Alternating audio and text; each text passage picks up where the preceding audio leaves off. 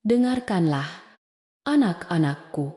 Sebuah cerita dari zaman ketika angin malam masih suka berbisik mesra dan pepohonan tua masih pandai menyimpan rahasia manusia. Di sebuah lembah yang diapit oleh perbukitan hijau, tersembunyi sebuah desa kuno bernama Karanganyar yang sangat damai. Udara di desa ini selalu terasa sejuk, membawa aroma tanah basah dan daun jati yang berguguran di sepanjang jalan setapak.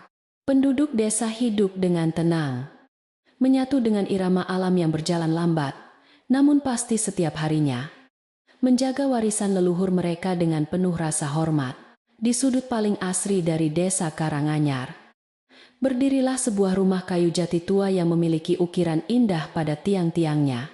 Rumah itu dikelilingi oleh pekarangan luas yang dipenuhi dengan berbagai macam tanaman obat tradisional dan bunga-bunga liar yang bermekaran. Aroma khas rempah-rempah seperti jahe, kunyit, temulawak, dan serai selalu menguar dari dapur rumah tersebut, menciptakan suasana yang menenangkan hati. Halaman rumah itu selalu tersapu bersih, menunjukkan betapa sang pemilik sangat menghargai dan merawat tempat tinggal warisan keluarganya dengan penuh kasih sayang setiap waktu. Pemilik rumah kayu yang indah itu adalah seorang gadis yatim piatu bernama Wulandari yang dikenal sangat ramah dan berbudi luhur. Wulandari bukanlah gadis dengan kecantikan mencolok yang sering digambarkan dalam dongeng, melainkan seorang perempuan bersahaja, dengan senyum yang sangat tulus. Tangan-tangannya yang kasar karena sering menumbuk rempah selalu siap membantu siapa saja yang membutuhkan pertolongan atau pengobatan di desa tersebut. Sepeninggal kedua orang tuanya, Wulandari memikul tanggung jawab besar untuk menjaga kelestarian rumah kayu itu, serta tradisi meracik jamu yang sangat berharga. Bagi Wulandari, menjaga rumah warisan tersebut bukanlah sekadar merawat bangunan fisik dari kerusakan akibat cuaca dan usia yang terus bertambah. Rumah itu adalah tempat di mana semua kenangan manis bersama ayah dan ibunya masih hidup dan bernapas dalam setiap sudut ruangan. Ia bertekad untuk tidak pernah meninggalkan desa dan terus menghidupkan tungku api di dapurnya demi mengabdi pada kesehatan warga setempat. Setiap pagi buta, ia sudah terbangun untuk memetik dedaunan segar di kebun, bersyukur atas nikmat kehidupan sederhana yang dianugerahkan kepadanya. Namun, takdir memiliki jalannya sendiri ketika sebuah janji masa lalu tiba-tiba datang menagih haknya di depan pintu rumah Wulandari. Semasa hidup, ayah Wulandari pernah membuat sebuah perjanjian perjodohan dengan seorang sahabat karibnya yang kini telah menjadi saudagar kaya di kota. Sahabat ayahnya itu memiliki seorang putra bernama Jatmiko, seorang pemuda yang terbiasa hidup dalam kemewahan dan gemerlapnya kehidupan kota besar. Perjodohan ini dianggap sebagai sebuah kehormatan besar bagi warga desa. Namun Wulandari menerimanya semata-mata demi mematuhi wasiat mendiang ayah tercintanya. Jatmiko tumbuh menjadi seorang pria yang sangat sombong, selalu mengukur nilai seseorang dari penampilan luar dan harta benda yang dimilikinya. Ia sangat membenci gagasan untuk menikahi seorang gadis desa yang dianggapnya kampungan, apalagi harus datang ke tempat yang jauh dari peradaban. Baginya, kehidupan di desa hanyalah kumpulan kotoran dan kebodohan yang tidak pantas menyentuh kulitnya yang terawat dengan berbagai wewangian mahal. Meskipun menolak keras di dalam hatinya, Jatmiko terpaksa menuruti perintah ayahnya karena ancaman pencabutan seluruh hak waris yang sangat diidamkannya. Hari pernikahan yang telah ditentukan pun akhirnya tiba, membawa suasana perayaan yang sangat meriah di seluruh penjuru desa Karanganyar. Warga desa bergotong royong menghias rumah Wulandari dengan janur kuning, dedaunan segar, dan bunga-bunga melati yang memancarkan aroma sangat harum. Tabuhan gamelan mengalun lembut membelah kesunyian lembah, sementara aroma masakan lezat menguar dari dapur umum yang didirikan di halaman belakang. Wulandari duduk di dalam kamarnya dengan hati berdebar, mengenakan kebaya pengantin sederhana, namun sangat anggun, menunggu kedatangan rombongan calon suaminya. Ketika rombongan Jatmiko tiba di desa, suasana riang gembira sedikit meredup karena sikap sang mempelai pria yang tampak sangat dingin.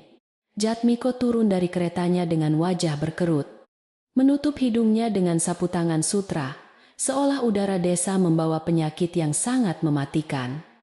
Ia enggan menatap warga yang menyapanya dengan ramah. Hanya melangkah tergesa-gesa masuk ke dalam rumah, demi menyelesaikan acara adat secepat mungkin. Penampilannya yang sangat rapi dan mewah tampak sangat kontras dengan kesederhanaan rumah kayu Wulandari yang penuh dengan aroma jamu tradisional. Meskipun merasakan keangkuhan yang ditunjukkan oleh calon suaminya, Wulandari tetap menundukkan kepala dengan penuh hormat selama seluruh prosesi pernikahan berlangsung. Ia mengucapkan janji suci dengan suara yang lembut dan bergetar, berharap bahwa pernikahan ini akan membawa kedamaian bagi roh ayahnya.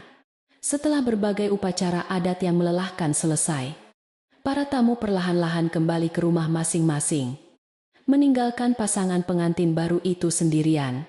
Malam pun turun menyelimuti desa Karanganyar, membawa hawa dingin yang menyusup lewat celah-celah dinding kayu rumah warisan keluarga Wulandari tersebut.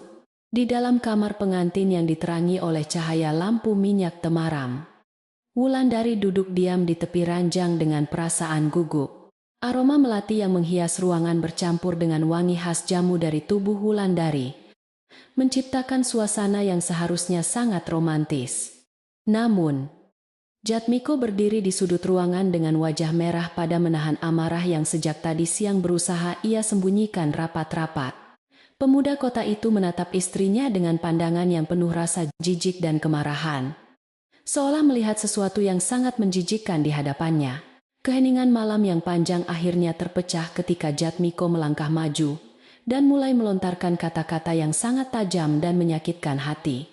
Ia membentak Wulandari dengan suara tertahan namun penuh kebencian, mengatakan bahwa pernikahan ini adalah sebuah kutukan terbesar dalam seluruh hidupnya. Wulandari hanya bisa terdiam kaget, menatap wajah suaminya yang tampan, namun memancarkan aura kekejaman yang belum pernah ia lihat sebelumnya. Semua harapan akan sebuah keluarga yang tenang hancur berkeping-keping di saat pertama kali suaminya itu membuka mulut untuk berbicara kepadanya. Tanpa ampun, Jatmiko menunjuk wajah Wulandari dan memakinya sebagai perempuan kampung yang sangat jelek, kotor, dan sama sekali tidak berharga.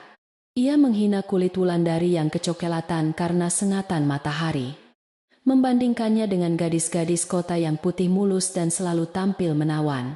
Kau pikir kau pantas menjadi pendampingku? Geram Jatmiko sambil menepis tangan Wulandari yang gemetar, mencoba menyentuh ujung lengan bajunya dengan ragu.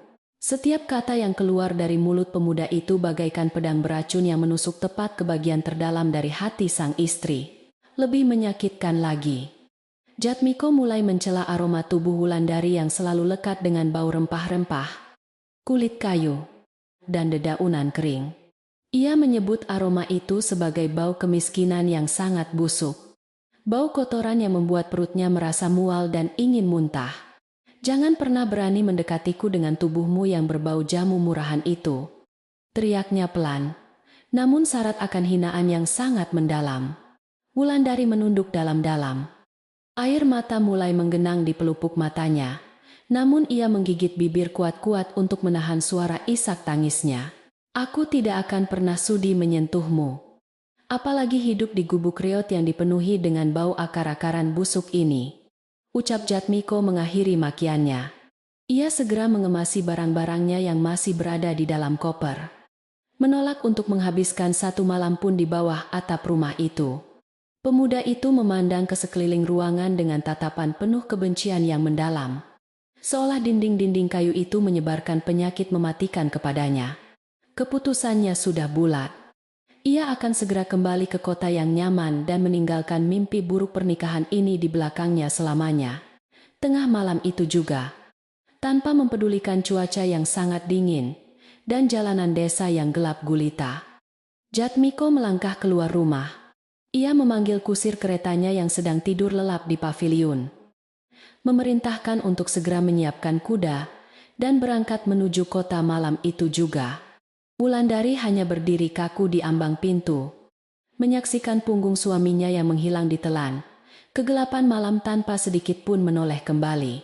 Angin malam berhembus kencang, meniup sisa-sisa bunga melati di halaman, seolah ikut merasakan kepedihan luar biasa yang menimpa sang mempelai wanita. Setelah kereta kuda itu benar-benar lenyap dari pandangan, Wulandari menutup pintu rumah kayunya perlahan dan menyandarkan punggungnya di sana dengan lemas. Ia melorot ke lantai, membiarkan air mata yang sejak tadi ditahannya mengalir deras, membasahi kebaya pengantinnya yang masih tampak rapi. Hatinya hancur lebur oleh hinaan demi hinaan yang dilemparkan oleh pria yang seharusnya menjadi pelindung dan teman hidupnya sampai akhir hayat. Namun, di tengah isak tangis yang tertahan itu, Wulandari menyadari satu hal penting, bahwa ia masih memiliki harga diri yang tinggi. Gadis itu bangkit berdiri, menyeka air matanya dengan punggung tangan yang masih beraroma rimpang kunyit dan bunga kenanga kesukaannya tersebut. Ia tidak akan membiarkan seorang pria sombong menghancurkan kecintaannya pada tradisi leluhur dan rumah warisan yang telah membesarkannya dengan penuh kasih. Jika Jatmiko menganggap rempah-rempah ini sebagai sebuah kehinaan yang memuakan, maka Wulandari akan membuktikan bahwa dari sinilah datangnya anugerah kehidupan. Ia menguatkan hati untuk menghadapi hari esok, bersiap memikul beban rasa malu di depan seluruh warga desa dengan kepala tegak. Pagi harinya, matahari terbit seperti biasa, menyinari desa Karanganyar dengan cahayanya yang hangat dan mengusir sisa-sisa embun dingin di dedaunan. Warga desa mulai terbangun dan bersiap menjalankan aktivitas mereka. Sama sekali belum mengetahui tragedi memilukan yang terjadi di rumah Wulandari. Ayam-ayam jago berkokok bersahutan, mengawali hari yang seharusnya menjadi pagi pertama yang bahagia bagi sepasang pengantin baru di desa tersebut. Wulandari telah mengganti pakaian pengantinnya dengan kain kebaya sederhana sehari-hari, menutupi luka hatinya dengan ketenangan yang sangat luar biasa kuat. Saat sedang membersihkan kamar yang ditinggalkan dengan kasar oleh suaminya semalam, mata Wulandari tertuju pada sebuah sudut tersembunyi di bawah lemari. Ada sebuah celah sempit di lantai kayu jati yang terlihat sedikit renggang, seolah baru saja tergeser karena hentakan kaki keras Jatmiko. Karena penasaran, Wulandari berjongkok dan mencoba membongkar papan kayu yang longgar tersebut menggunakan sebuah pasak kecil yang kebetulan ada di sana. Jantungnya berdebar kencang saat melihat ada sesuatu yang tersembunyi di balik kegelapan ruang di bawah lantai kamarnya yang sudah tua. Dari balik papan kayu tersebut, Wulandari menarik keluar sebuah kotak kayu berukir yang sudah sangat kusam dan dipenuhi oleh debu tebal.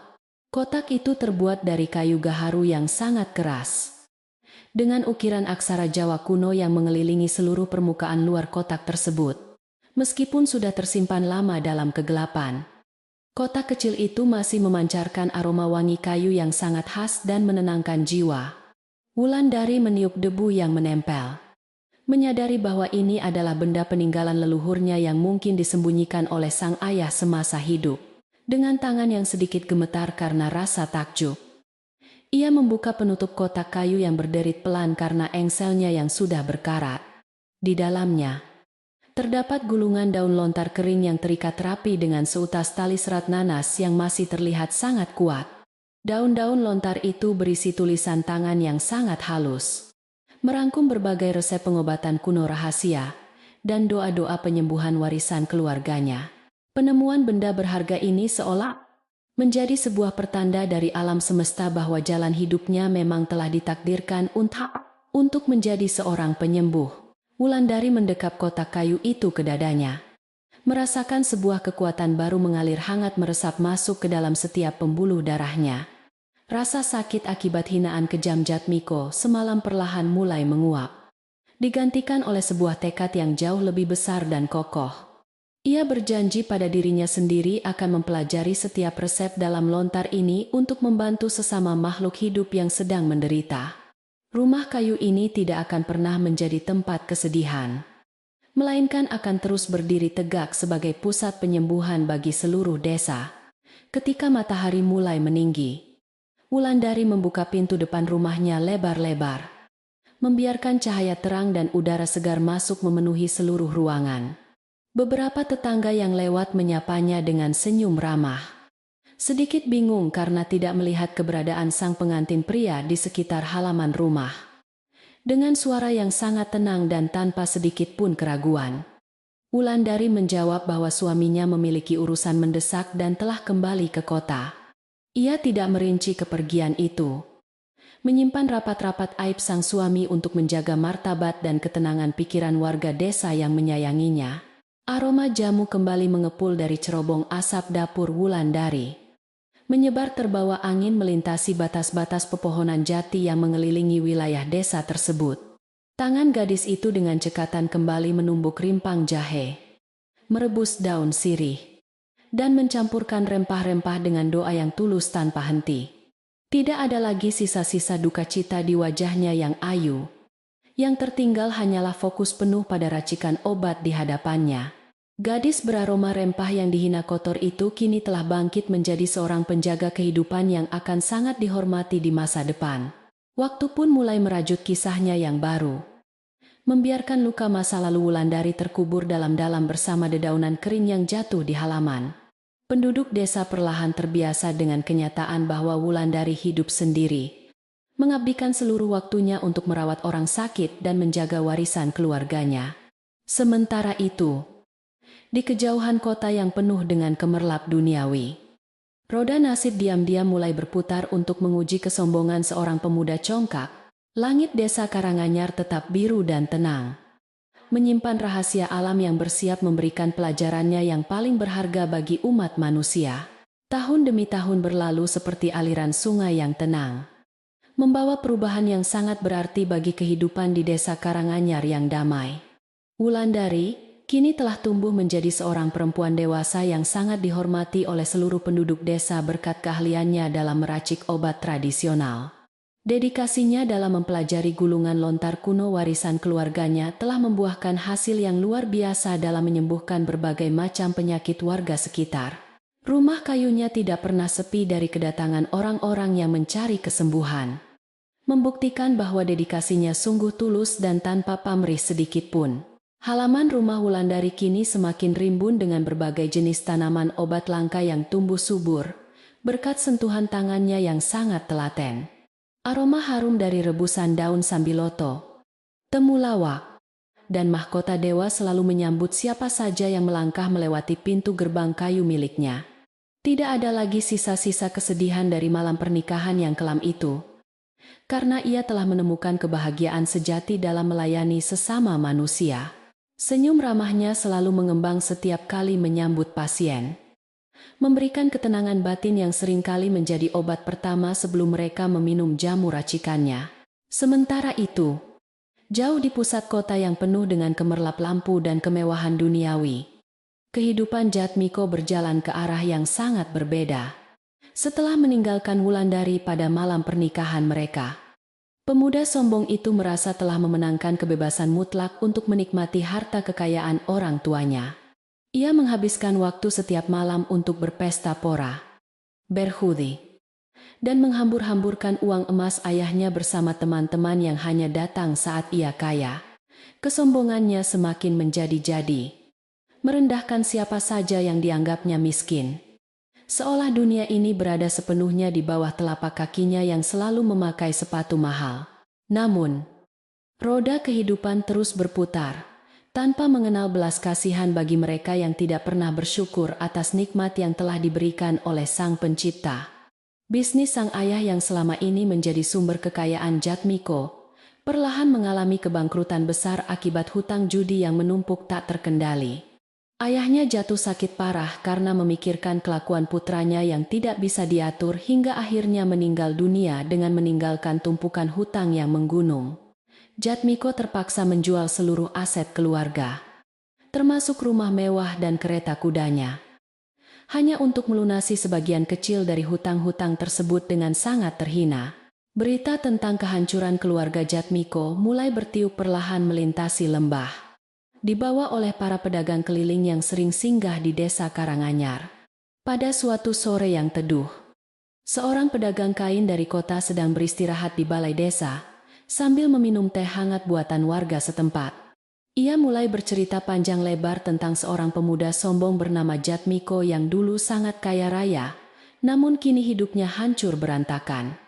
Para penduduk desa mendengarkan cerita itu dengan seksama, menyadari bahwa nama pemuda itu adalah pria yang dulu pernah melukai hati Wulandari yang baik. Sang pedagang kain menurunkan nada suaranya, menambahkan detail yang membuat bulu kuduk setiap orang yang mendengarkan saat itu berdiri karena merinding. Ia menceritakan bahwa kemiskinan bukanlah satu-satunya penderitaan yang kini menimpa Jatmiko, melainkan ada sebuah kutukan penyakit mengerikan yang menggerogoti seluruh tubuh pemuda itu. Penyakit kulit aneh tiba-tiba muncul dan menyebar dengan cepat, membuat kulitnya melepuh, mengeluarkan cairan bernanah, dan memancarkan bau busuk yang sangat menyengat. Tidak ada tabib hebat di seluruh penjuru kota yang mampu mengenali apalagi menyembuhkan penyakit yang tampak seperti hukuman dari alam semesta tersebut. Akibat bau busuk yang sangat menyengat itu, semua teman-teman yang dulu selalu memujanya ketika ia masih kaya, kini menjauh dengan perasaan jijik. Bahkan para pengemis di jalanan kota pun tidak sudi berbagi tempat berteduh dengan Jatmiko karena bau tubuhnya yang benar-benar tidak tertahankan oleh hidung manusia. Ia diusir dari setiap tempat, dipukul mundur oleh para penjaga pasar, dan terpaksa bertahan hidup dengan memungut sisa-sisa makanan busuk dari tempat sampah. Pria yang dulu sangat membenci bau rempah jamu, kini justru dikutuk dengan aroma tubuh yang 1000 kali lebih menjijikkan daripada bau bangkai binatang. Berita mengejutkan ini segera menyebar seperti api yang membakar padang rumput kering, berpindah dari satu telinga ke telinga lainnya di seluruh desa. Warga mulai membicarakan nasib tragis Jatmiko saat mereka berkumpul di sumur desa pada pagi hari atau ketika sedang beristirahat di bawah pohon beringin. Banyak dari mereka yang merasa simpati, namun tidak sedikit pula yang menganggap bahwa ini adalah balasan setimpal atas kesombongannya di masa lalu. Mereka teringat betapa angkuhnya pemuda itu saat menolak bermalam di desa, menganggap remeh segala hal yang sederhana, namun tulus di tempat kelahiran mereka. Di tengah riuhnya perbincangan warga desa, hiduplah seorang nenek tua bijaksana yang sangat dihormati oleh semua orang, bernama Nek Inem. Ia adalah seorang perempuan sepuh yang sering membantu Wulandari memilah akar-akaran dan daun obat di pekarangan belakang rumah yang rimbun itu. Nek Inem memiliki rambut putih keperakan yang selalu disanggul rapi dan mulut yang tidak pernah berhenti mengunyah sirih pinang berwarna merah pekat. Beliau telah menyaksikan banyak hal dalam hidupnya yang panjang, menyimpan kebijaksanaan kuno yang sering ia bagikan kepada mereka yang mau mendengarkan dengan sabar. Suatu sore, ketika langit mulai berubah warna menjadi jingga kemerahan, Nek Inem duduk di beranda rumah Wulandari sambil meludah sisa kunyahan sirihnya. Ia menatap gadis muda itu yang sedang sibuk memotong rimpang temulawak dengan wajah tenang, seolah tidak mendengar desas-desus yang sedang hangat dibicarakan. Dengan suara yang serak namun penuh wibawa, Nek Inem mulai membuka percakapan untuk memastikan bahwa hati anak asuhnya itu tidak goyah oleh berita. Ia ingin mengingatkan Wulandari bahwa ujian kehidupan yang sebenarnya mungkin baru saja akan dimulai dengan datangnya kabar buruk dari kota besar tersebut. Nuk Wulandari, kau pasti sudah mendengar angin membawa cerita tentang pemuda kota yang dulu pernah menorehkan luka di hatimu, ucap Nek Inem perlahan. Wulandari menghentikan pekerjaannya sejenak, menatap mata tua yang teduh itu, lalu tersenyum tipis dan menganggukkan kepalanya dengan sangat hormat tanpa mengeluarkan suara. Jaga hatimu agar tetap tenang seperti permukaan danau di musim gugur. Jangan biarkan dendam atau kegembiraan palsu mengotori kesucian jiwamu. Lanjut sang nenek. Hukum alam tidak pernah tidur. Karma sedang mencari jalan pulang untuk mengetuk pintu, dan engkau harus bersiap menghadapinya dengan penuh kebijaksanaan dan kelapangan dada. Mendengar nasihat yang sangat mendalam itu, Wulandari meletakkan pisau kecilnya dan mencuci tangannya yang bernoda kuning di dalam baskom berisi air bunga. Ia berjalan mendekati Nek Inem, lalu duduk bersimpuh di lantai kayu tepat di sebelah kaki nenek yang sudah dianggap seperti ibunya sendiri itu. Hati saya tidak menyimpan dendam, Nek. Biarlah masa lalu menjadi guru yang mengajarkan saya tentang kesabaran dan keikhlasan dalam menjalani kehidupan. Jawab Wulandari tenang. Saya hanya seorang tabib desa yang tugasnya menyembuhkan luka fisik. Sementara urusan luka batin, biarlah sang pencipta yang memberikan penawarnya pada waktu yang tepat. Nek Inem tersenyum lebar mendengar jawaban Wulandari. memperlihatkan giginya yang hitam karena kebiasaan makan sirih yang telah dijalaninya selama puluhan tahun lamanya. Tangan keriputnya yang hangat terulur untuk mengelus rambut panjang Wulandari yang hitam legam dan wangi karena sering dicuci menggunakan air rebusan daun pandan. Kau memang perempuan yang terbuat dari kayu jati terbaik. Keras di luar, namun memiliki serat hati yang sangat indah dan kuat menahan segala ujian. Pujinya tulus. Pertahankanlah niat baikmu itu.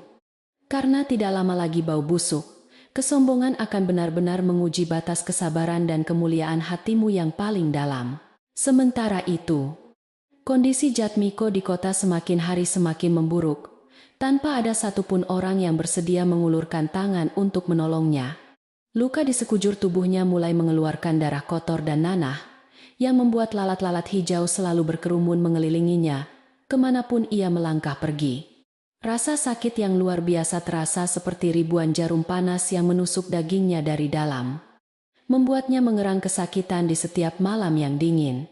Ia bersembunyi di dalam gorong-gorong kota yang lembab dan kotor, menangisi nasibnya yang berubah drastis dari seorang pangeran menjadi pengemis yang sangat menjijikkan. Dalam keputusasaannya yang semakin dalam, Jatmiko tidak sengaja menguping pembicaraan dua orang pedagang pasar yang sedang membongkar muatan sayuran segar dari pedesaan. Mereka bercerita tentang kehebatan seorang tabib wanita di desa Karanganyar yang memiliki ramuan gaib mampu menyembuhkan penyakit kulit paling mengerikan sekalipun dengan mudah. Hati Jatmiko berdebar kencang saat mendengar nama desa itu disebut. Ingatannya seketika melayang pada malam pernikahan yang selalu berusaha ia kubur dalam-dalam. Namun, rasa sakit yang tak tertahankan membuatnya mengesampingkan rasa malu yang tersisa, mendorongnya untuk mengambil keputusan paling nekat dalam sisa hidupnya yang menyedihkan itu. Dengan mengumpulkan sisa-sisa tenaga yang masih dimilikinya, Jatmiko mulai berjalan terseok-seok, meninggalkan kebisingan kota untuk mencari jalan menuju lembah perbukitan yang sunyi. Perjalanan itu sangatlah berat bagi seseorang yang terbiasa menggunakan kereta kuda mewah. Apalagi dengan kondisi tubuh yang dipenuhi luka bernanah yang sangat perih. Ia harus berjalan tanpa alas kaki melintasi hutan belukar, mendaki bukit terjal, dan sesekali terjatuh ke dalam lumpur saat hujan turun dengan lebatnya. Rasa lapar dan haus terus menyiksanya sepanjang perjalanan. Namun harapan kecil untuk bisa sembuh menjadi satu-satunya bahan bakar yang menggerakkan kakinya yang sudah lecet parah. Setiap kali ia bertemu dengan penduduk desa lain di perjalanan, mereka selalu melemparinya dengan batu atau mengusirnya dengan tongkat karena bau busuknya. Jatmiko tidak bisa melawan. Ia hanya bisa menutupi kepalanya dengan kain kompang camping dan berlari menjauh dengan tubuh gemetar, menahan sakit dan rasa hina. Ia mulai menyadari betapa kejamnya dunia bagi orang-orang yang tidak memiliki harta. Sebuah pelajaran mahal yang dulu tidak pernah ia pedulikan sama sekali. Air mata penyesalan mulai menetes di pipinya yang kotor. Menyadari bahwa ia sedang memanen benih kesombongan yang dulu ia tabur dengan penuh kebanggaan palsu di desa Karanganyar. Cuaca mulai memasuki musim pancaroba di mana angin bertiup lebih kencang membawa guguran daun jati berserakan di jalanan tanah merah. Udara terasa lebih lembab dari biasanya, membuat aroma tanah basah dan dedaunan membusuk mendominasi penciuman, seolah memberikan pertanda bahwa sesuatu akan segera tiba. Penelali, penduduk desa mulai lebih sering berada di dalam rumah ketika senja turun, menyalakan tungku api lebih awal untuk mengusir hawas dingin yang menusuk tulang. Keheningan desa semakin terasa pekat, hanya dipecahkan oleh suara jangkrik dan burung hantu yang bersahutan dari balik pepohonan rindang di pinggiran hutan jati. Wulandari yang selalu peka terhadap perubahan alam merasakan adanya kegelisahan yang aneh bergemuruh di dalam dadanya tanpa alasan yang jelas sejak pagi hari. Ia memeriksa kembali persediaan obat-obatannya dengan lebih teliti, menumbuk daun mimba dan belerang yang dikenal ampuh untuk menyembuhkan infeksi kulit yang sangat parah. Tangan terampilnya tidak berhenti bekerja, mengaduk rebusan akar-akaran di atas tungku yang apinya menyala stabil, menghasilkan uap wangi yang memenuhi seluruh dapur rumah kayunya. Ia tidak tahu siapa yang akan datang membutuhkan bantuannya.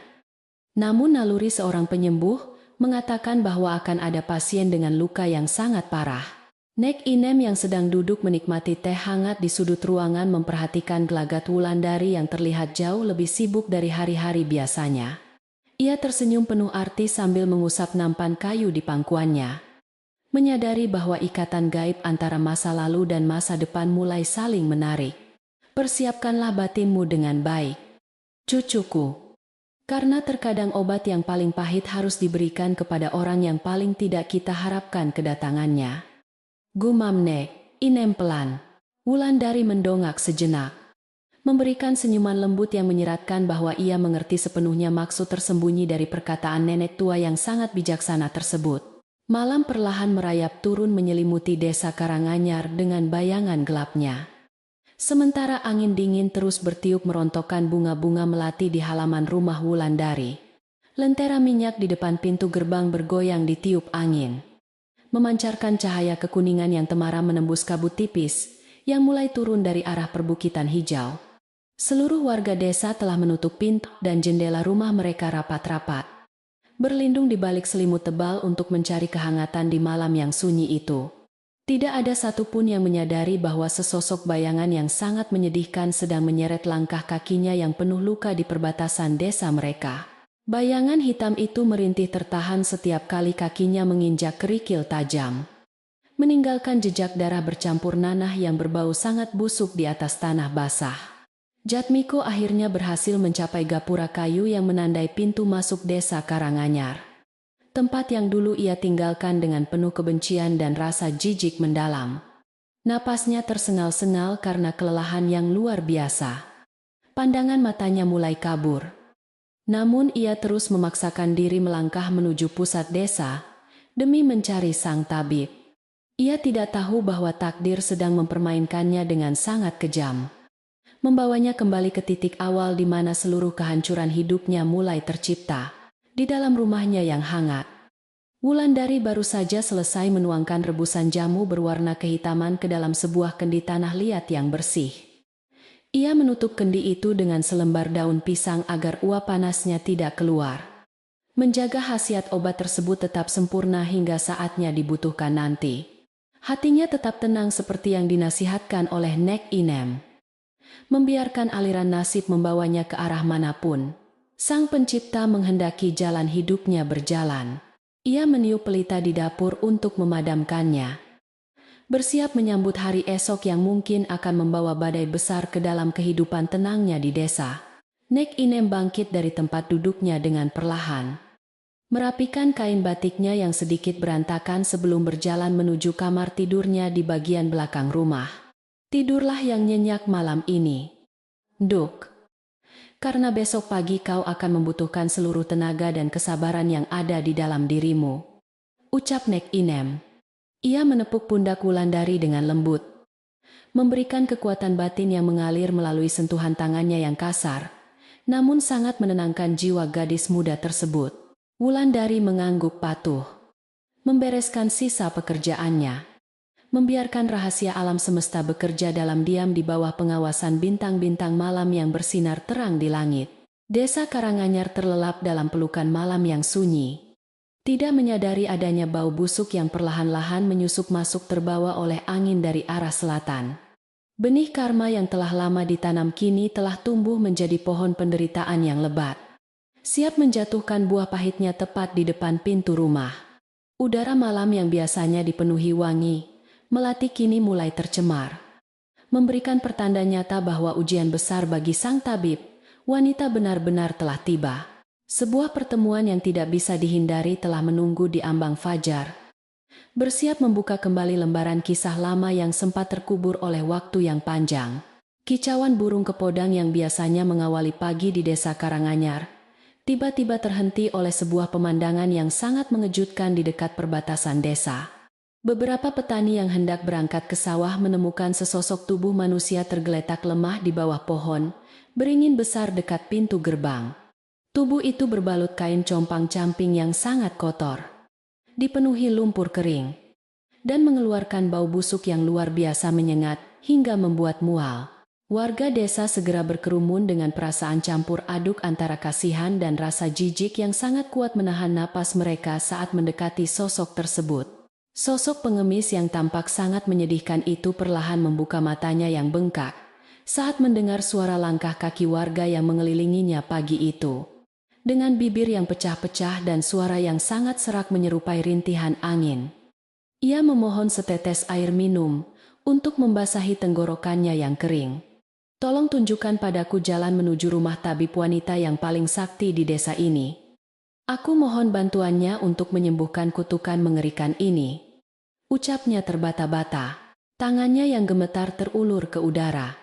Memperlihatkan luka-luka melepuh bernanah yang membuat beberapa penduduk desa mundur beberapa langkah karena merasa sangat ngeri melihatnya. Seorang petani tua yang merasa iba, segera berlari mengambilkan air dari kendi bambu miliknya dan meminumkannya perlahan ke mulut pengemis malang tersebut. Saat air membasahi wajahnya yang kotor karena tanah dan debu perjalanan jauh, beberapa warga mulai mengamati fitur wajah pengemis itu dengan lebih saksama.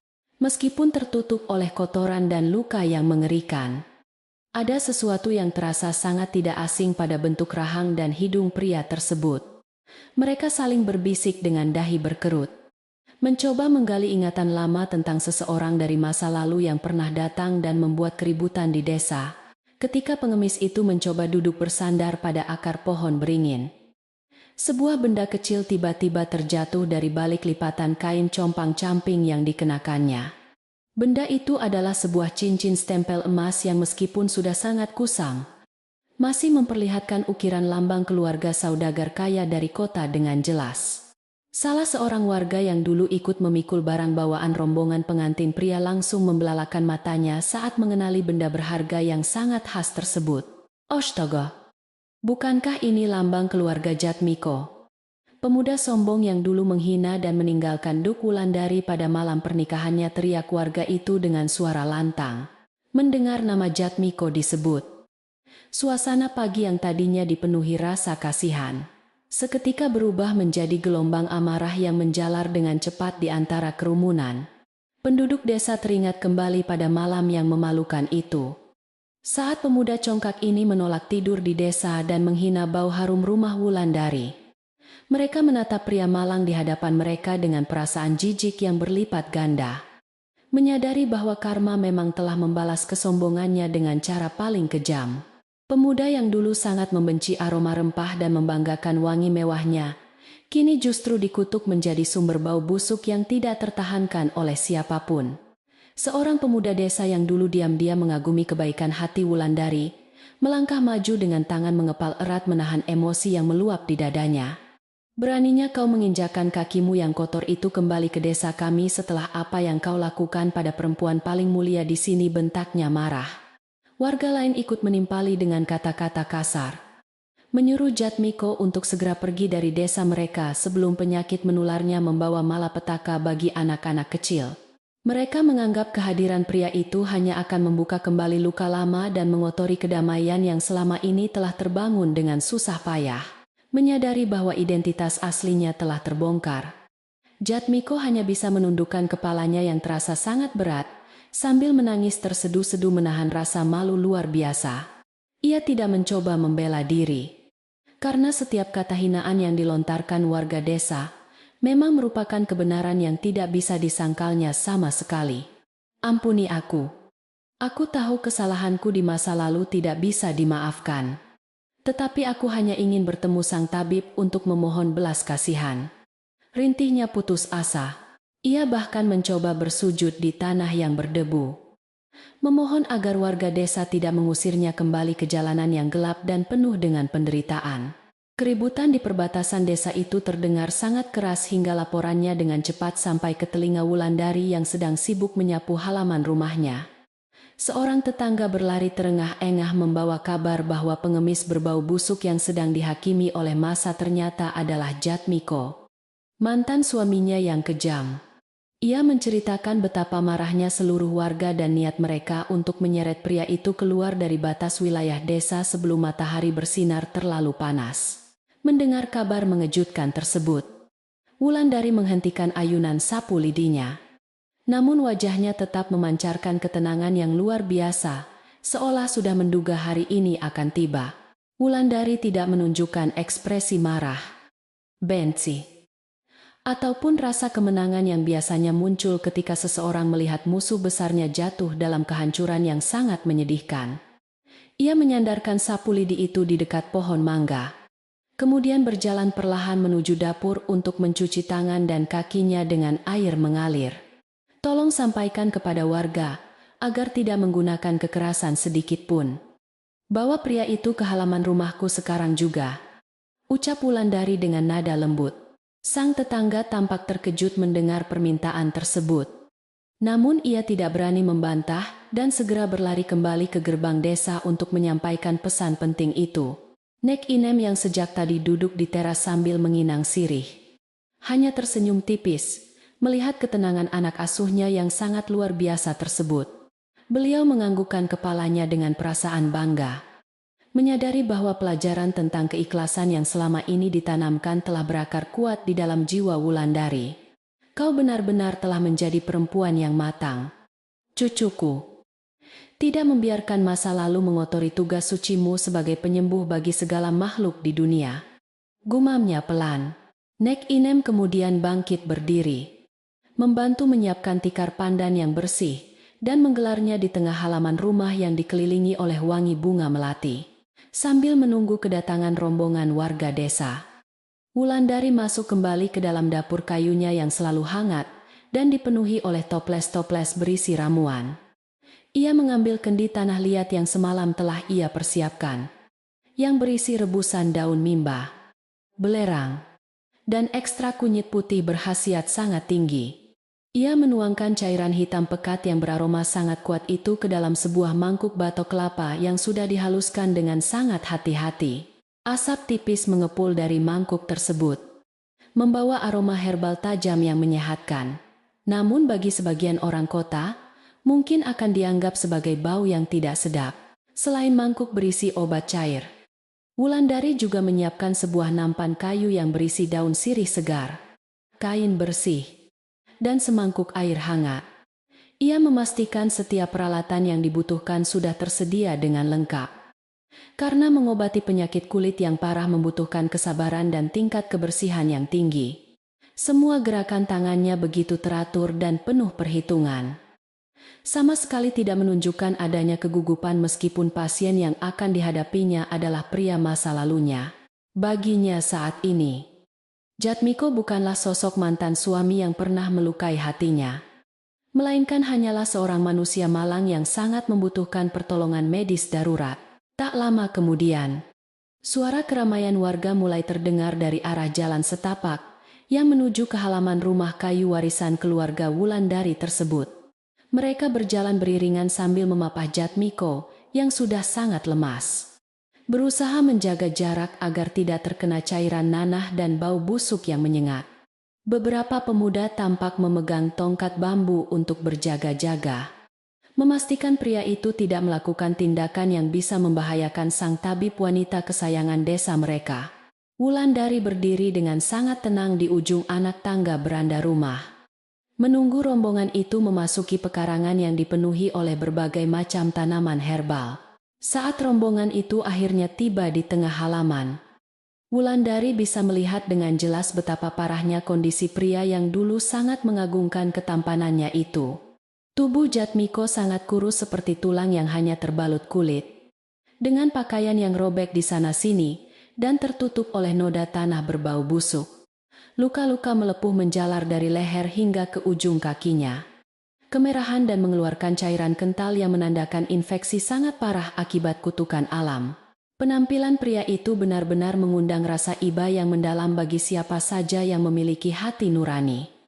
Meskipun mereka tahu rekam jejak kesombongannya di masa lalu, kepala desa yang ikut hadir dalam rombongan itu melangkah maju, memecah keheningan dengan suaranya yang berat dan penuh wibawa di hadapan semua orang.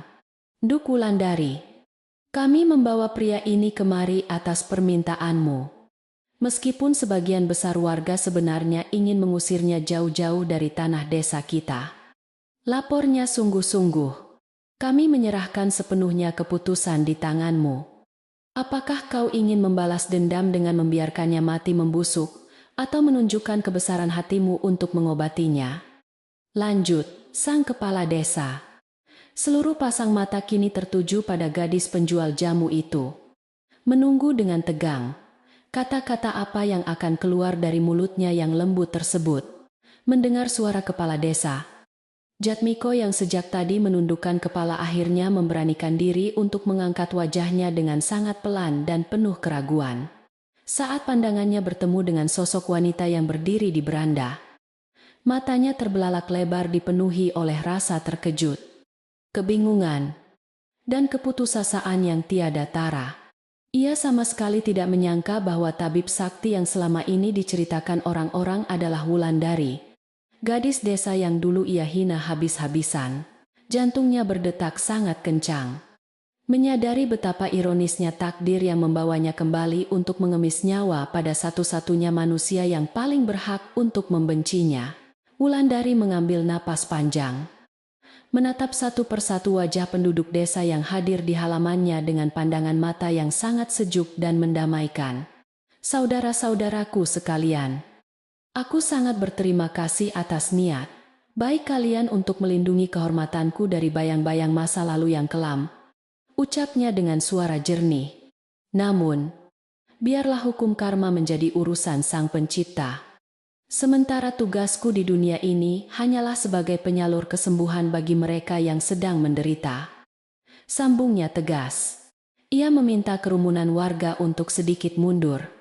Memberikan ruang udara yang cukup agar pasiennya bisa bernapas dengan lebih lega di tengah cuaca panas. Dengan langkah yang sangat pasti dan tanpa keraguan sedikit pun. Wulandari turun dari beranda kayu sambil membawa nampan berisi ramuan obat di tangannya. Ia berjalan mendekati sosok pria yang berbau sangat menyengat itu. Sama sekali tidak menutup hidungnya atau menunjukkan ekspresi jijik seperti yang dilakukan orang lain. Nek Inem mengikuti dari belakang dengan membawa seember air bersih hangat untuk membersihkan luka-luka yang dipenuhi oleh debu jalanan dan tanah merah kering. Jatmiko gemetar hebat saat Wulandari berjongkok tepat di hadapannya. Mencium aroma khas rempah-rempah yang dulu ia benci. Namun kini terasa seperti wangi surga. Tolong jangan sentuh aku. Tubuhku sangat kotor dan bau busuk ini bisa menular padamu. Bisik Jatmiko dengan suara parau yang bercampur dengan isak tangis. Ia mencoba menarik kakinya yang penuh luka menjauh. Merasa sangat tidak pantas menerima kebaikan sekecil apapun dari perempuan yang telah dihancurkan masa depannya. Wulandari menghentikan gerakan pria itu dengan sentuhan lembut namun tegas. Tidak membiarkan penolakan pasien menghalangi tugas sucinya sebagai seorang penyembuh di desa tersebut.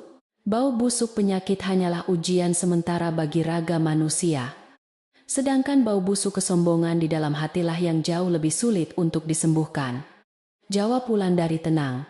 Penduduk desa yang menyaksikan kejadian itu terdiam 1000 bahasa. Terenyuh oleh kata-kata bijak yang mengalir dari bibir gadis yang selama ini mereka lindungi. Mereka memperhatikan bagaimana Wulandari mulai merendam kain bersih ke dalam air hangat, memerasnya perlahan, lalu membersihkan nanah di lengan Jatmiko dengan sangat hati-hati. Pria kota yang dulu sangat angkuh itu hanya bisa menggigit bibir menahan rasa perih yang bercampur dengan penyesalan mendalam yang mengiris-iris ulu hatinya. Ia baru menyadari bahwa tangan kasar yang dulu ia tolak mentah-mentah kini adalah satu-satunya sentuhan penuh kasih sayang yang menyelamatkannya dari kematian menyakitkan. Setiap kali kain hangat itu menyentuh lukanya. Jatmiko teringat kembali pada malam pengantin ketika ia memaki Wulandari karena tangannya beraroma jamu murahan yang kotor. Kini, aroma jamu itulah yang memberikannya harapan hidup. Meresap ke dalam pori-porinya dan mengusir bau busuk kutukan yang selama ini menyiksa dirinya setiap malam. Air matanya mengalir semakin deras. Menyapu kotoran di pipinya. Tidak mampu lagi menahan rasa malu yang menghancurkan sisa-sisa harga diri yang masih ia pertahankan. Hancur sudah semua pandangan sempitnya tentang dunia. Digantikan oleh kesadaran bahwa kemuliaan seseorang tidak pernah bisa diukur dari kemewahan pakaian atau harta bendanya. Nek Inem yang terus mendampingi proses pengobatan itu mengunyah sirihnya dengan tenang. Memberikan isyarat kepada beberapa pemuda desa untuk membawakan daun pisang bersih. Baringkan pria ini di atas tikar pandan agar enduk Wulandari bisa mengoleskan obat ke seluruh tubuhnya dengan lebih mudah. Perintah Nek Inem dengan tegas. Para pemuda yang tadinya enggan kini bergerak cepat membantu. Menyadari bahwa mereka harus mendukung niat mulia Wulandari, tanpa memedulikan rasa benci di dalam hati. Suasana di halaman rumah yang rimbun itu berubah menjadi sangat hikmat. Seperti sedang berlangsung sebuah ritual pembersihan jiwa, yang disaksikan langsung oleh alam semesta. Wulandari mengambil mangkuk berisi cairan hitam pekat hasil rebusan dedaunan dan akar kunyit yang aromanya sangat tajam memenuhi udara di sekitar halaman tersebut. Dengan menggunakan sehelai bulu ayam yang bersih, ia mulai mengoleskan ramuan obat itu secara merata ke seluruh permukaan kulit Jatmiko yang melepuh merah. Begitu cairan herbal itu menyentuh lukanya, Jatmiko mengerang pelan karena merasakan sensasi dingin yang luar biasa meredakan rasa panas seperti terbakar api selama ini. Inilah kekuatan alam yang tersembunyi. Sebuah rahasia penyembuhan dari masa lalu yang dipelihara dengan penuh cinta oleh seorang gadis desa bersahaja yang pernah terbuang. Matahari mulai bersinar semakin terik di atas langit desa Karanganyar. Namun hawa sejuk dari pepohonan besar di pekarangan rumah membuat suasana tetap terasa nyaman. Semua rahasia dan kesalahpahaman telah terbuka lebar di hadapan warga desa, menunjukkan perbedaan nyata antara jiwa yang dipenuhi dendam dan hati yang penuh pemaafan. Proses pengobatan masih akan terus berlanjut, membawa Jatmiko pada titik terendah dalam hidupnya di mana ia harus mempertanggungjawabkan perbuatannya secara langsung kepada sang korban. Semua orang menunggu dalam keheningan yang penuh arti, menyaksikan babak akhir dari penebusan dosa yang terjadi tepat di pelataran rumah warisan yang bersejarah ini. Pengobatan siang itu memakan waktu berjam-jam di bawah tatapan takjub para penduduk desa Karanganyar yang masih setia berkumpul. Mereka menyaksikan langsung bagaimana ramuan berbau tajam itu perlahan meresap ke dalam pori-pori kulit Jatmiko yang melepuh merah. Ajaibnya, cairan nanah yang sejak tadi terus merembes keluar, kini perlahan berhenti dan mulai mengering dengan sendirinya. Sensasi menyejukkan dari ekstrak daun mimba dan kunyit putih mengalahkan rasa perih yang selama ini menyiksa tubuh rentannya. Hembusan angin siang membawa aroma jamu yang kuat, menutupi sisa bau busuk penyakit kutukan tersebut. Jatmiko merasakan sebuah kelegaan fisik yang luar biasa untuk pertama kalinya setelah berbulan-bulan hidup dalam penderitaan tak tertahankan. Aliran darahnya terasa lebih tenang, sementara rasa gatal dan panas yang seperti membakar tulang perlahan menguap ke udara. Namun, seiring dengan membaiknya kondisi fisik, rasa sakit yang jauh lebih hebat justru mulai menyerang bagian dalam batinnya. Kesadaran akan dosa masa lalu yang begitu kelam menghantam nuraninya dengan sangat keras tanpa ampun sedikit pun. Ia menatap tangan lembut Wulandari yang sedang mengoleskan sisa obat dengan perasaan bersalah yang amat dalam. Tangan perempuan yang dulu ia sebut kotor, kasar, dan bau itu kini bekerja tanpa henti untuk menyelamatkan nyawanya. Tidak ada sedikit pun raut dendam atau kepuasan melihat musuhnya hancur pada wajah ayu tabib desa tersebut. Wulandari memperlakukannya murni sebagai seorang pasien yang membutuhkan bantuan darurat, tanpa memandang masa lalu yang sangat menyakitkan hati. Sikap mulia inilah yang justru membuat Jatmiko merasa dirinya lebih hina daripada seekor cacing tanah yang terinjak. Ia tidak sanggup lagi mengangkat wajahnya untuk sekadar menatap mata perempuan yang dulu pernah menjadi istrinya itu. Warga desa yang berdiri melingkar di halaman rumah kayu itu saling berbisik takjub melihat kehebatan racikan jamu Wulandari. Mereka yang dulu mungkin meragukan ramuan berbau aneh kini menyadari bahwa Allah menyimpan kekuatannya dalam wujud tak terduga. Bau rempah yang dulu dicela sebagai lambang kemiskinan dan kekotoran, kini terbukti menjadi penawar bagi kutukan yang mengerikan. Beberapa pemuda yang tadinya memegang tongkat bambu dengan erat kini mulai menurunkan senjata mereka dengan perasaan lega. Kemarahan warga perlahan mereda, digantikan oleh rasa hormat yang semakin besar kepada sang tabib perempuan yang bijaksana. Setelah memastikan seluruh luka terbuka telah tertutup oleh lapisan obat herbal yang mengering, Wulandari bangkit berdiri dengan perlahan. Ia mencuci tangannya kembali di baskom berisi air bunga, sementara Nek Ine membereskan sisa-sisa kain kotor ke dalam keranjang. Tugas awalku sebagai seorang penyembuh telah selesai untuk hari ini, ucap Wulandari dengan suara jernih yang memecah keheningan siang. Ia menatap kerumunan warga dan meminta mereka untuk memberikan jalan agar angin segar bisa mengalir lebih leluasa. Suasana di pelataran rumah yang luas itu menjadi sangat sunyi. Seolah semua orang sedang menunggu keajaiban selanjutnya.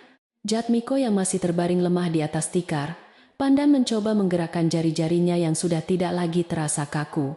Dengan susah payah, ia menggunakan sisa tenaganya untuk menopang tubuh kurusnya, dan perlahan-lahan mengubah posisi menjadi duduk bersimpuh. Keringat dingin bercampur air mata terus mengalir membasahi wajahnya yang kotor dan penuh dengan sisa debu jalanan. Ia menelan ludah yang terasa sangat pahit. Menyadari bahwa inilah saatnya ia harus menghadapi kenyataan yang paling memalukan.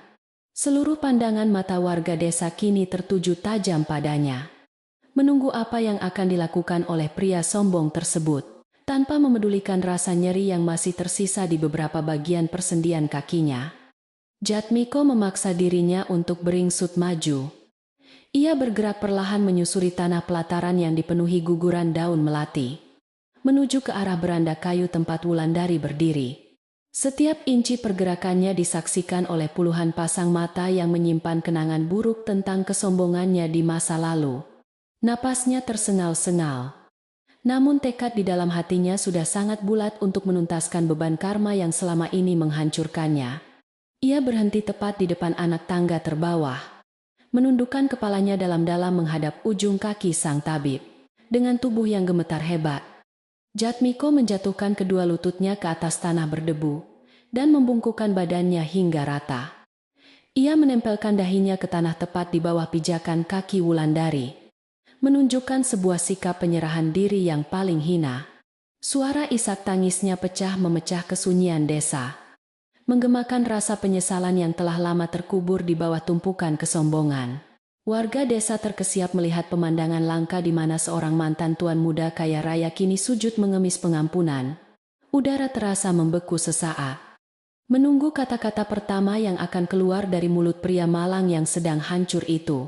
Ampuni aku, Wulandari.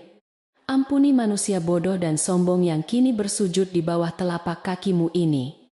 Ratap Jatmiko pilu. Suaranya terdengar sangat serak dan bergetar. Memohon belas kasihan dengan nada yang menyayat hati, siapa saja yang mendengarnya. Aku dulu dibutakan oleh harta kekayaan dan kemewahan palsu, sehingga tidak bisa melihat permata sungguhan yang ada di hadapanku. Aku telah menghinamu, menginjak-injak harga dirimu, dan membuang anugerah terbaik yang pernah diberikan oleh Sang Pencipta kepadaku. Hukuman alam ini sangat pantas untukku. Tetapi jiwaku tidak akan pernah tenang sebelum mendapat kata maaf darimu. Pria itu terus menangis meratapi kebodohannya, menceritakan bagaimana harta yang dulu ia banggakan telah lenyap tak berbekas sedikit pun. Ia mengakui bahwa semua teman yang memujanya saat kaya langsung meninggalkannya ketika penyakit kutukan ini mulai menggerogoti tubuhnya. Di saat aku terpuruk menjadi makhluk paling menjijikan, justru tangan yang dulu aku hina yang bersedia mengobati lukaku. Bau jamu yang dulu aku sebut busuk kini menjadi satu-satunya aroma yang memberikan harapan hidup di tengah keputusasaan. Tolong maafkan kesombonganku. Aku bersedia menjadi budak suruhanmu seumur hidup, asalkan kau sudi mengampuni dosaku ini. Perkataan Jatmiko membuat beberapa warga desa yang dulu sangat membencinya kini mulai meneteskan air mata karena merasa terharu. Mereka menyadari bahwa hukuman karma telah bekerja dengan sangat sempurna, menghancurkan kesombongan pria itu hingga tak tersisa sedikit pun. Sang kepala desa maju selangkah, memberikan isyarat agar warga tetap tenang, dan membiarkan Wulandari menyelesaikan masalah pribadinya sendiri. Semua orang tahu bahwa keputusan akhir berada di tangan gadis penjual jamu itu, sang pemilik sah atas rasa sakit tersebut. Wulandari menatap sosok rapuh di bawah kakinya dengan tatapan yang sangat datar namun menyimpan kedalaman makna yang tak terhingga. Perlahan, namun pasti, Wulandari menuruni satu anak tangga beranda agar posisinya lebih dekat dengan pria yang sedang bersujud itu. Ia tidak menjauhkan kakinya, namun juga tidak berniat menyentuh bahu Jatmiko untuk menyuruhnya berdiri dari posisi yang memalukan tersebut.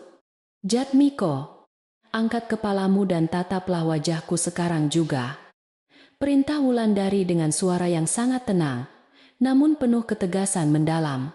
Pria itu ragu-ragu sejenak, namun akhirnya ia mengangkat wajahnya yang sembab oleh air mata, menatap mata Wulandari dengan ketakutan.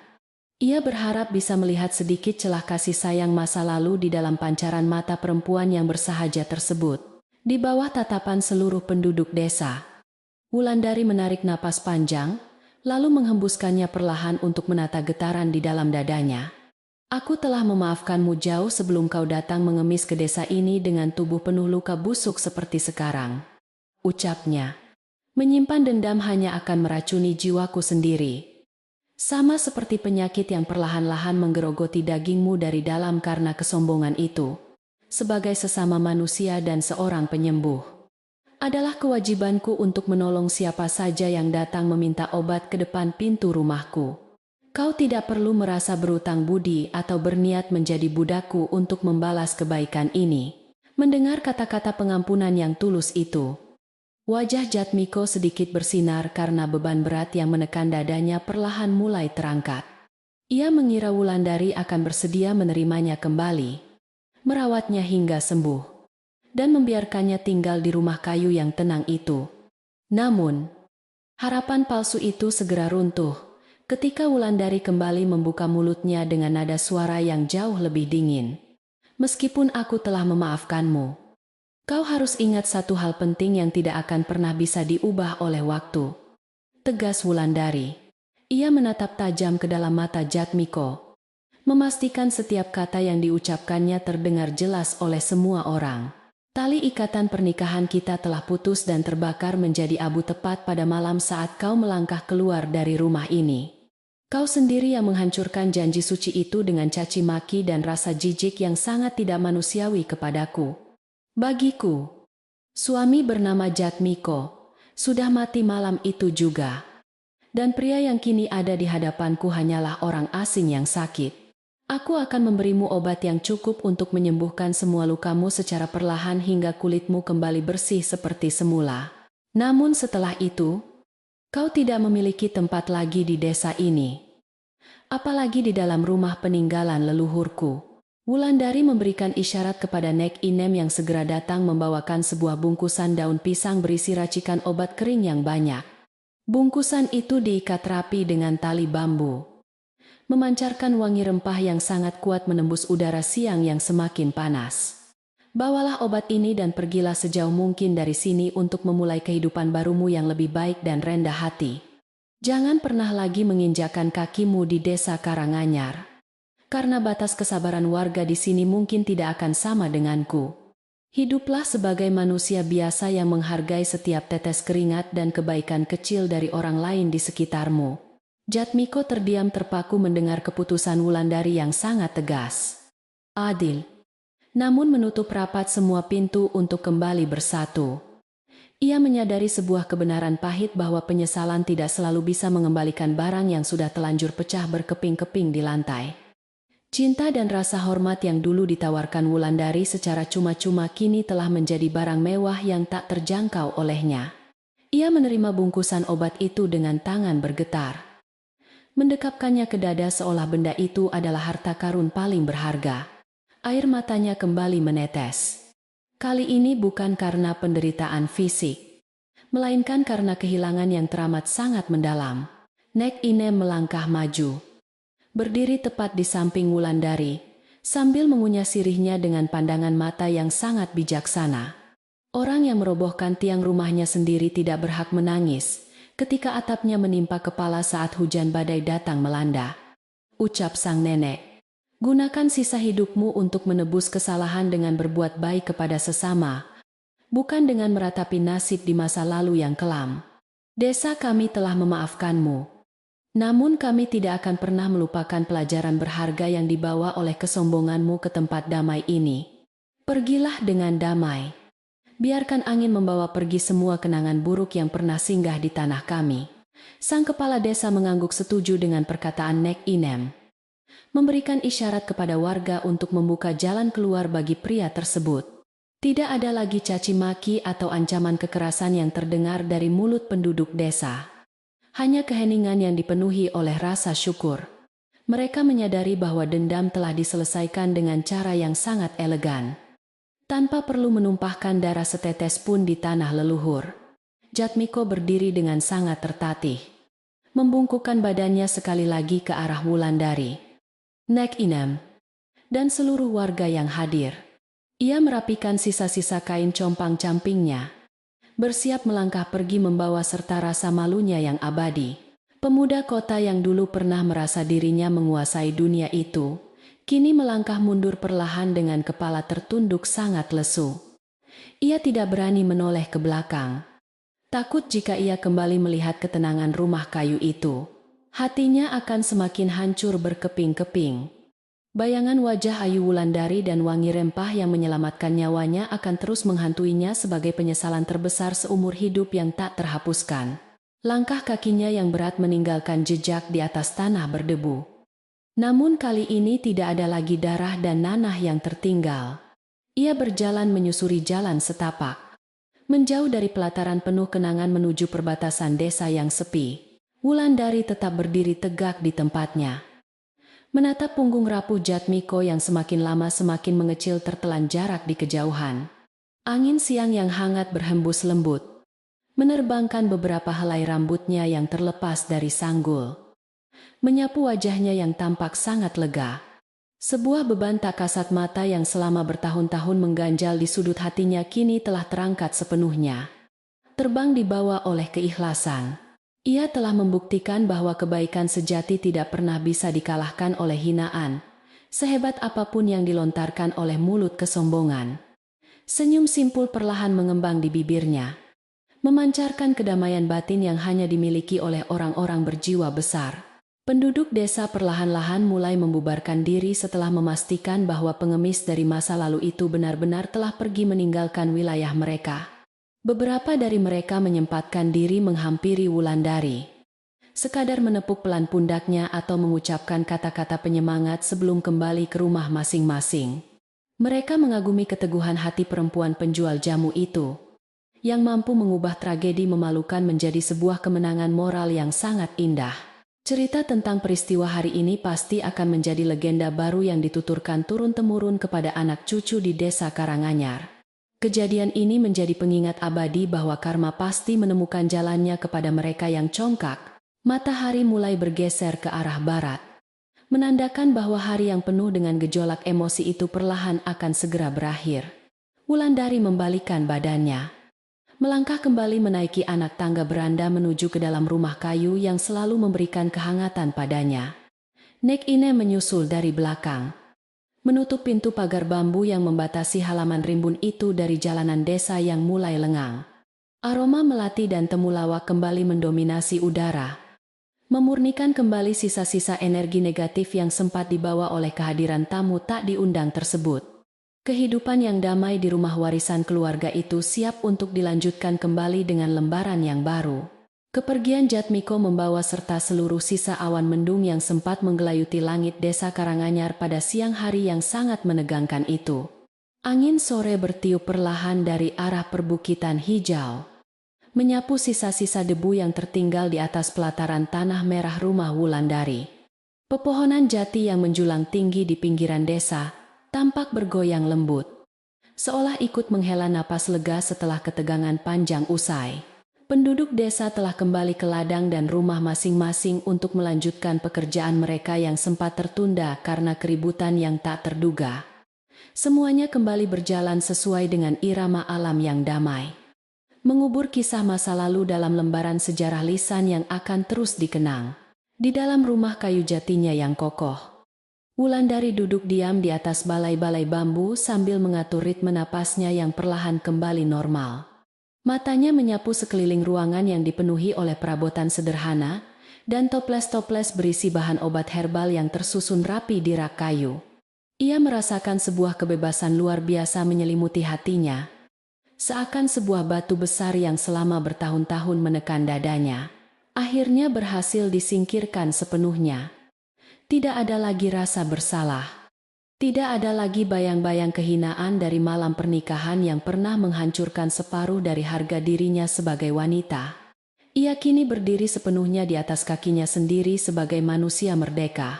Nek Inem melangkah masuk dari arah dapur sambil membawa sebuah nampan kayu yang berisi 2 cangkir teh hangat beraroma bunga melati. Asap tipis mengepul menari-nari di udara, menebarkan wangi manis yang seketika menenangkan pikiran Wulandari dari kelelahan emosional yang menguras banyak tenaga.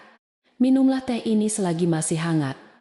Nuk, biarkan sari bunganya membasuh sisa-sisa kegelisahan yang mungkin masih tertinggal di dalam benakmu, ucap Nek Inem. Ia meletakkan nampan tersebut di atas meja kecil tepat di hadapan Wulandari, lalu duduk menemani gadis itu dengan raut wajah keibuan. Senyum keriputnya memancarkan kebanggaan tak terhingga atas kebijaksanaan yang ditunjukkan oleh anak asuhnya. Wulandari menerima cangkir teh itu dengan kedua tangannya, merasakan kehangatan yang mengalir perlahan menembus pori-pori kulitnya dan memberikan kenyamanan yang hakiki. Terima kasih banyak, Nek. Aku benar-benar merasa seperti baru saja terlahir kembali ke dunia ini setelah melepaskan ikatan beban masa lalu, sahutnya. Ia menyeruput teh melati itu dengan mata terpejam, membiarkan kehangatannya mengalir turun, membasahi tenggorokan dan menghangatkan perutnya yang kosong sejak pagi hari. Benar kata pepatah leluhur kita, memaafkan orang yang menyakiti kita adalah cara terbaik untuk menyembuhkan luka batin kita sendiri. Lanjutnya dengan suara pelan. Hari ini ia belajar bahwa kekuatan terbesar bukanlah membalas dendam dengan setimpal. Nek Inem menganggukkan kepalanya dengan perlahan, membenarkan setiap ucapan yang keluar dari bibir perempuan penjual jamu yang dihormati di desa itu. Dendam hanyalah racun mematikan yang merusak wadahnya sendiri. Sedangkan pengampunan adalah air suci yang selalu menyucikan jiwa manusia. Nasihat Nek Inem. Kau telah membuktikan bahwa kemuliaan sejati tidak diukur dari harta, melainkan dari seberapa luas hatimu menampung kesalahan orang lain. Biarlah pemuda kota itu membawa pelajaran berharganya mengembara jauh. Dan biarkan rumah ini kembali menjadi mata air kehidupan bagi warga. Kehidupan sebenarnya baru saja dimulai kembali dengan langkah yang jauh lebih ringan tanpa beban masa lalu gelap. Menjelang sore hari, cahaya matahari mulai meredup dan berubah warna menjadi jingga keemasan yang memantul indah di atas genteng tanah liat. Suara burung-burung kecil yang kembali ke sarangnya di dahan pohon beringin terdengar bersahutan, menambah suasana syahdu di pedesaan yang damai tersebut. Wulandari bangkit dari duduknya, kasmaliyama, meregangkan otot-otot tubuhnya yang sedikit kaku, sebelum berjalan keluar menuju halaman untuk mengangkat jemuran bahan-bahan obat. Rimpang temulawak, irisan kunyit, dan daun sambiloto yang sejak pagi dijemur di bawah terik matahari, kini telah mengering sempurna tanpa ada gangguan. Pekerjaan sederhana ini selalu berhasil membuatnya merasa terhubung kembali dengan alam semesta secara utuh. Dengan cekatan, tangannya yang terampil memilah dan memasukkan bahan-bahan kering itu ke dalam keranjang anyaman bambu yang selalu menemaninya setiap hari. Suara gemerisik dedaunan kering yang saling bersentuhan terdengar sangat merdu di telinganya, seolah alam sedang menyanyikan lagu pujian atas ketabahan hatinya. Ia tidak lagi peduli apakah tangannya akan kembali berbau menyengat atau kulitnya menjadi kusam karena debu rempah yang menempel setiap waktu. Baginya, aroma inilah yang telah menyelamatkan hidupnya, memberikannya tujuan hidup yang mulia, dan bahkan menolong nyawa pria yang pernah sangat menghinanya. Setiap helai daun kering memiliki nilai yang jauh lebih berharga daripada sebongkah emas murni. Di sudut lain halaman, Nek Inem sedang menyapu sisa-sisa daun kering yang berguguran menggunakan sapu lidi yang diikat dengan tali rotan.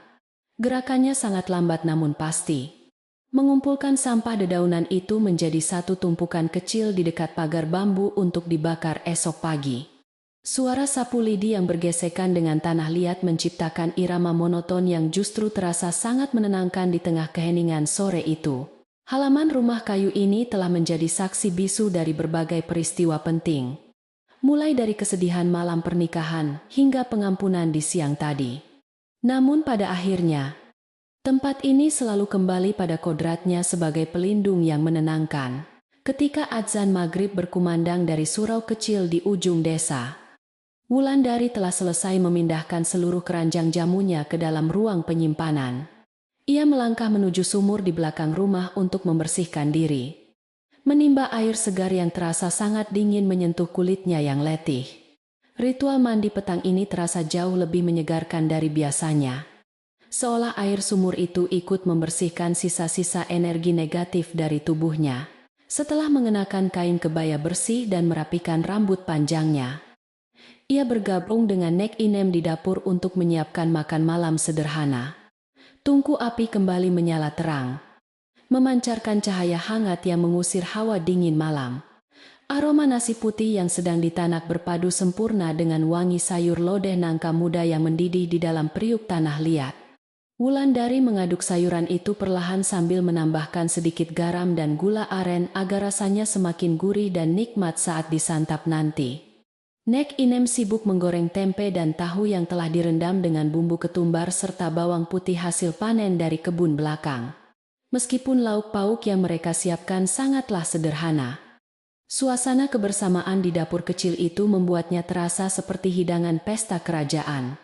Kebahagiaan sejati memang selalu bersembunyi di balik hal-hal kecil yang sering diabaikan oleh banyak orang.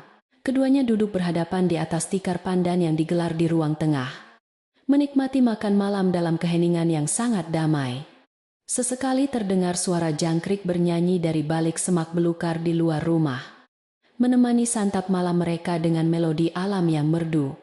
Wulandari makan dengan sangat lahap, merasakan setiap suapan nasi dan lauk yang melewati tenggorokannya sebagai sebuah anugerah yang harus disyukuri setiap waktu. Nek Inem memperhatikan cucu asuhnya itu dengan perasaan lega luar biasa, menyadari bahwa bayang-bayang kelam Jatmiko sudah benar-benar lenyap selamanya. Rumah kayu itu kini terasa jauh lebih lapang dan hangat dari sebelumnya berkat kehadiran energi positif. Setelah membereskan sisa makan malam dan mencuci peralatan makan di sumur, Wulandari mengajak Nek Inem untuk bersantai di beranda depan sejenak. Angin malam bertiup sepoi-sepoi, membawa serta aroma bunga sedap malam yang mekar sempurna di pekarangan, memberikan wangi khas pedesaan yang memikat. Langit malam ini sangat cerah, dihiasi oleh ribuan bintang yang berkelap-kelip seperti berlian yang ditaburkan di atas kain beludru berwarna hitam pekat. Mereka duduk di kursi kayu panjang, membiarkan tubuh mereka rileks sepenuhnya setelah melewati hari yang terasa sangat panjang dan melelahkan emosi. Tidak ada pembicaraan berat yang terlontar, hanya ada kedamaian yang saling mereka bagi dalam diam. Nek Inem mulai mengeluarkan tempat sirihnya yang terbuat dari kuningan tua, menyusun daun sirih, kapur, pinang, dan sedikit gambir dengan teliti.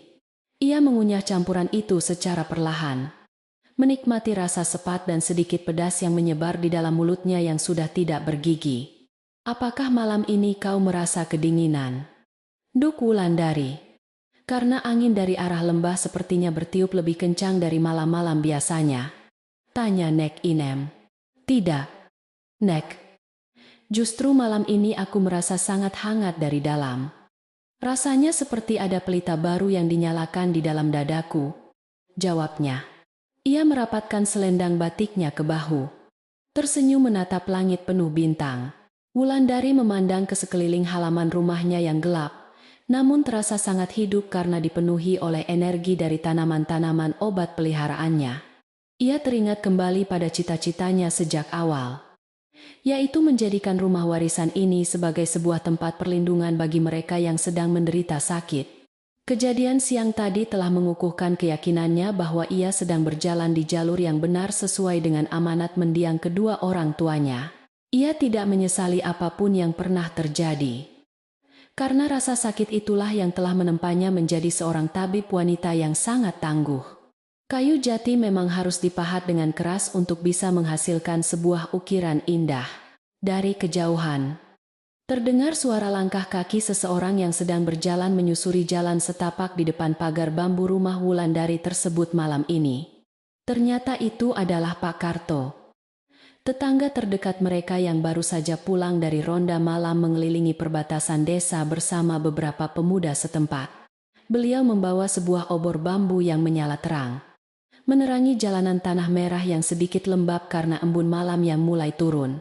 Melihat Wulandari dan Nek Inem masih duduk di beranda, Pak Karto menghentikan langkahnya sejenak lalu memberikan salam dengan suara yang sangat ramah. Malam yang sangat indah dan tenang ya, Duk Wulandari. Sopo Pak Karto. Benar sekali, Pak Karto. Silakan mampir dulu ke beranda. Jika Bapak merasa lelah setelah berkeliling menjaga keamanan desa kita tercinta ini. Tawar Wulandari. Ia bangkit berdiri dengan sopan. Menyambut tetangganya itu dengan kehangatan khas penduduk desa yang selalu mengutamakan nilai-nilai kekeluargaan dan gotong royong warga. Terima kasih banyak, Duk. Tapi saya harus segera pulang karena istri saya pasti sudah menunggu dengan secangkir kopi panas di rumah. Tolaknya halus. Pak Karto membetulkan letak sarung yang melilit lehernya untuk menahan udara dingin. Sambil menatap wajah Wulandari dengan penuh rasa kagum yang tulus. Ada sesuatu yang ingin beliau sampaikan terkait kejadian tadi. Saya dan seluruh pemuda desa yang sedang berjaga malam ini sepakat bahwa perbuatanmu tadi siang sungguh luar biasa mulia dan berani. Ucap Pak Karto. Kami merasa sangat malu karena sempat terpancing amarah untuk menyakiti pria malang itu. Padahal kamu yang paling tersakiti justru mampu memaafkannya. Duk Wulandari benar-benar telah mengajarkan kami semua bahwa memadamkan api yang berkobar tidak selalu harus menggunakan air. Terkadang kesabaran adalah jawabannya yang paling tepat. Kami sangat bersyukur memiliki seorang tabib yang tidak hanya pandai meracik obat, tetapi juga memiliki hati yang bersinar lebih terang dari rembulan. Kau adalah kebanggaan sejati bagi seluruh desa. Mendengar pujian yang sangat tulus dari tetangganya itu, Wulandari menundukkan kepala dengan rendah hati, karena merasa tidak pantas menerima sanjungan terlalu berlebihan. Saya hanya menjalankan kewajiban saya sebagai manusia biasa. Pak Karto. Semuanya terjadi karena campur tangan dari Sang Pencipta yang menghendaki kedamaian. Sahutnya pelan. Tidak ada yang lebih penting bagi saya selain melihat desa kita kembali tenang tanpa ada rasa dendam yang tersisa di hati siapapun. Pak Karto mengangguk setuju. Menyadari bahwa kebesaran hati gadis itu memang tidak dibuat-buat, melainkan lahir dari kedalaman jiwa yang sangat murni. Ia pamit undur diri dan kembali melanjutkan langkahnya menuju ke rumah. Nek Inem yang menyimak percakapan singkat itu dari tempat duduknya hanya bisa tersenyum simpul sambil terus melanjutkan kunyahan sirih di dalam mulutnya. Kehormatan tidak datang dari pakaian sutra atau perhiasan emas yang menempel di badan, melainkan dari tindakan nyata yang bermanfaat bagi orang lain. Gumamnya. Wulandari kembali duduk di sebelah Nek Inem, menyandarkan kepalanya dengan manja ke bahu nenek tua, yang selalu menjadi pelindung batinnya selama bertahun-tahun lamanya. Malam perlahan semakin larut. Namun tidak ada tanda-tanda ketakutan atau kecemasan yang mengganggu kedamaian mereka di rumah kayu jati kuno tersebut. Semuanya telah kembali berjalan pada tempatnya yang semestinya sesuai dengan takdir. Suasana desa Karanganyar di malam hari benar-benar melambangkan ketenangan surga yang turun ke bumi dalam wujud sebuah perkampungan yang sangat terpencil dari kebisingan. Sesekali terdengar lolongan anjing liar dari kejauhan hutan belantara. Namun hal itu sama sekali tidak mengusik ketentraman yang menyelimuti perumahan warga malam ini. Lentera-lentera di depan rumah penduduk satu persatu mulai dipadamkan untuk menghemat minyak tanah. Membiarkan cahaya bulan purnama mendominasi penerangan alam secara alami. Hanya lentera di rumah Wulandari yang dibiarkan tetap menyala terang. Sebagai tanda bahwa pintu rumahnya akan selalu terbuka bagi siapapun yang membutuhkan pertolongan. Ini adalah komitmen hidupnya yang tidak akan pernah luntur.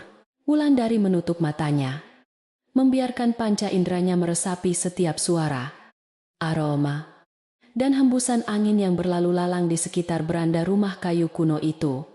Ia mencium bau akar wangi yang sengaja digantung di sudut atap, bercampur dengan aroma tanah basah dan daun teh yang diseduh oleh Nek Inem. Ia tidak lagi peduli dengan nasib pria bernama Jatmiko, yang kini entah mengembara kemana untuk mencari kehidupan baru dengan tubuh penuh luka. Tali karma di antara mereka benar-benar telah terputus bersih, membebaskan kedua belah pihak untuk melanjutkan sisa umur mereka dengan jalan takdir masing-masing. Disinilah ia akan terus berada, mengabdi pada kebaikan abadi. Udara malam mulai terasa semakin dingin menggigit kulit, menandakan bahwa waktu sudah menunjukkan pertengahan malam yang sepi dan sangat hening di perkampungan. Ayo kita masuk ke dalam rumah dan tidur sekarang. Duk, tubuhmu pasti sangat lelah setelah mengeluarkan banyak tenaga untuk mengobati pria kota itu. Ajak Nek Inem. Wulandari membuka matanya dan mengangguk setuju. Merasa bahwa kelopak matanya memang sudah mulai terasa berat, karena kantuk yang tidak bisa ditahan lebih lama. Keduanya bangkit dari kursi kayu di beranda. Berjalan perlahan menuju pintu depan dengan perasaan yang sangat ringan tanpa ada sisa beban sedikit pun. Mereka mengunci pintu kayu jati tebal itu dari dalam. Cahaya lentera di beranda tetap menyala redup, menembus kabut tipis yang mulai turun menyelimuti halaman penuh dengan berbagai jenis tanaman obat tradisional tersebut. Keesokan harinya, kehidupan di desa kembali berputar, layaknya roda pedati yang tenang. Membawa kenangan tentang Jatmiko hanya sebagai sebuah cerita masa lalu kelam. Orang-orang di sumur desa sering berkata sambil tersenyum. Wangi yang paling abadi tidak berasal dari bunga mahal di kota besar yang serba megah. Wangi sejati menguar dari hati yang pemaaf, menyembuhkan luka terburuk tanpa pernah meminta balasan sedikit pun dari alam semesta. Begitulah rumah beraroma jamu itu tetap berdiri tegak, menyimpan kedamaian sejati untuk selamanya.